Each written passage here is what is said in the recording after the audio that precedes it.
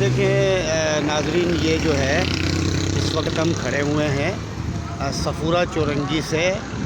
اور Malir can't gate number 6 کی طرف جو روڈ آ رہا ہے، ریس کورس والا روڈ، یہ اس روڈ پر ہم کھڑے ہوئے ہیں جو کہ متصل ہے یونیورسٹی روڈ سے۔ اور اس کی آپ یہ حالت دیکھیں کہ اس روڈ کے اوپر یہ اتنے بڑے بڑے گڑھے یہ سالوں سے پڑے ہوئے ہیں